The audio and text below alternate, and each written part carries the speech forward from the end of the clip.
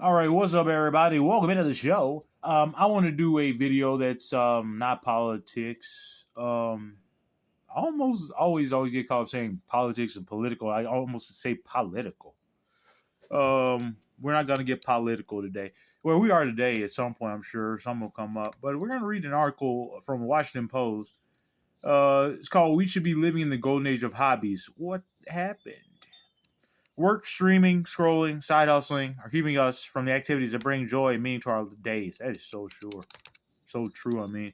And this article is going to take like 10 minutes, so it's going to be bad. It's going to be a long video. Oh, boy. Maybe we won't read the whole thing. Let's see how it goes. This is a first date. A drink in your hand is mostly ice. You talked about your jobs, your days, your dogs. The conversation's low, and you can feel the question coming. So the person across the table asks, what do you do for fun? That would be easy for me to answer. Wouldn't be awkward for me. Most people, probably because you don't do anything. The answer should be easy. We are supposed to be living in, all people do is work. You're living in the golden age of hobbies. Great thinkers of the 20th century believed that innovations in technology would make work so efficient that leisure would eclipse labor. Except you people are either working more than ever. Foolish. In 1930, economist John Maynard Keynes, I know that name, predicted 15-hour work weeks by 2030. That's funny. This would leave people the opportunity to cultivate into fuller perfection the art of life itself. See, that's why you people aren't doing anything. You're not living life because all you do is work. And that's a waste of a life. I understand work gives meaning to life or whatever. If it's literally all you're doing, you've failed as a human being. You've wasted your whole life making your boss richer, and your life's over. You're never gonna get ahead. You've broken your body down, your mind down. Friend, what was it for? Who's getting ahead by working so hard these days? That's what I want to know. I see it all around me. I got family members and shit that work their ass off. Former best friend works like 50 hours a week. Does he get ahead? Yeah, he didn't have any money to save. Like, what is the point of all this? You're just wasting your life. This would include hobbies, activities that Benjamin Honeycutt, cool last name, an emeritus professor of leisure studies. That's man. See, I'd love to major in leisure studies. I'd be a valedictorian in that. What do you call it? Cum laude. I'd graduate cum laude, baby. Calls pursuits that are their own reward. That is, I guess that's what leisure studies are. Pursuits that are their own reward. That's how I look at life. I only do things that provide some kind of reward to me. Otherwise, you're just wasting your life. The opportunity to pursue joyful and meaningful activities was once sort of the definition of human progress. Like, all humans back in the early days, talking about early humanity, like we were first learning, making tools. That's why we were making tools. All we did was just sit around, think, and make shit. Now people just go to work. It's like that shit is stunning people's growth. Like, I've been on both sides of this. I've worked full time. I've done this. This is way better. I look healthier. I feel healthier, feel younger, look younger. I'm happier, not broken down. I'm not depressed, anxious all the time. Work is bad. This is an anti-work video. And if you're mad about that, you're offended or whatever. People call it freeloader, lazy, whatever. Yeah, that's right. You're right. But when the day comes, I'm on my deathbed, I'm not going to have any regrets. You're probably going to have a lot. The golden age that Keynes predicted has not yet come to pass. That's for me. Though productivity has grown dramatically since Keynes' time, the most recent American Time Use Survey found the full-time employees still work 8 hours a day, the same work day that the National Labor Union demanded in 1886. And you people understand what I'm telling you? You're working the same amount of hours that the National Labor Union demanded in 1886. You're wasting your life, America. No other country works like this. You don't get any time off, no paid sick leave, no paid family leave. This is a pathetic country. You people are so goddamn pathetic. I feel so sorry for most Americans. Workers enjoy just under 4 hours of leisure time, and the bulk of that brief window is spent watching TV. Who watches TV, bro? You people are pathetic. I know this video might seem kind of like just beating people down, I mean, change your ways. That's the kind of person I'm like. I'm a hard love. What do you call it? What do you call it? A hard love. Yeah, I guess it is what it's called.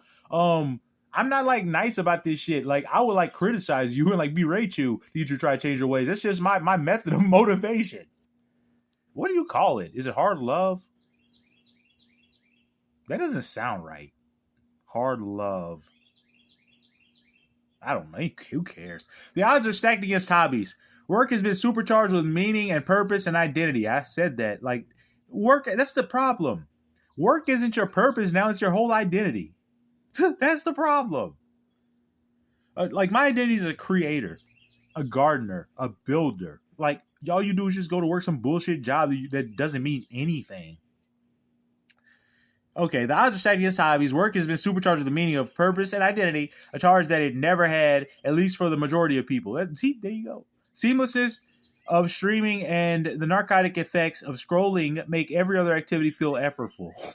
To pay the bills, huge swathes of Americans take on side hustles during the hours that earlier generations might have spent building model trains or singing in a choir. Guess what? I build model trains. Guess what? I sing all the time because I got time to do that. You're wasting your life at work. These cultural conditions mean the hobbies can feel like and you know the funny part about it?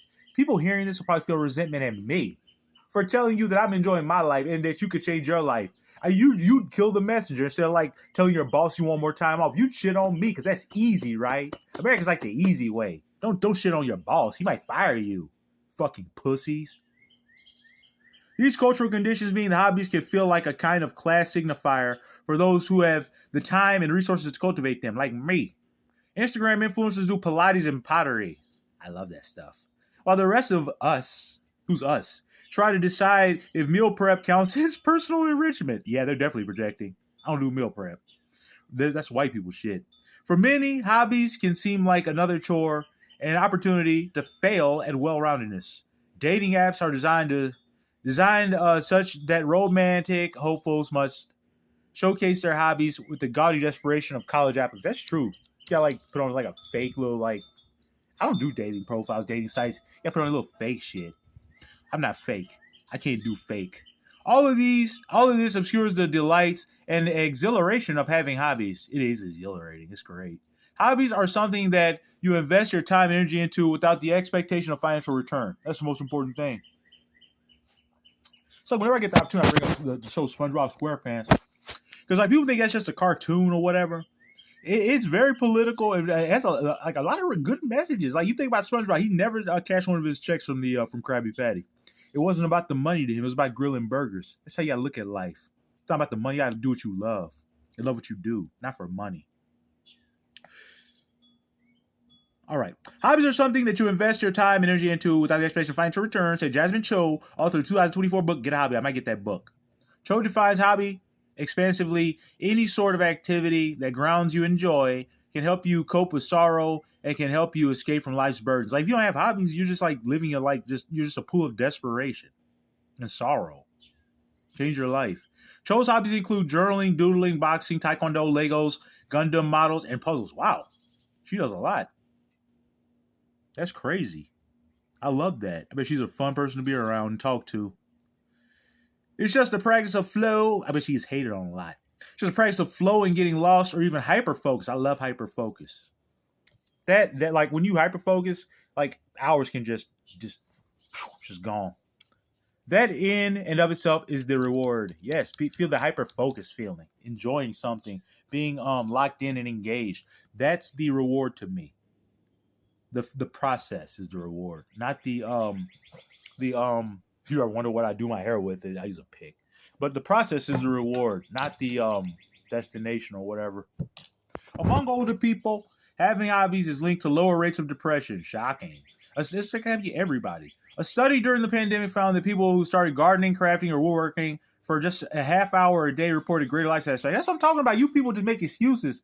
You can do this. Like, I heard a quote once, it's not a matter of not having time, it's a matter of priorities. 30 minutes a day is nothing. Like lazy people, you can play, I can't walk 5-10 minutes a day. Yeah, you can. You just don't want to.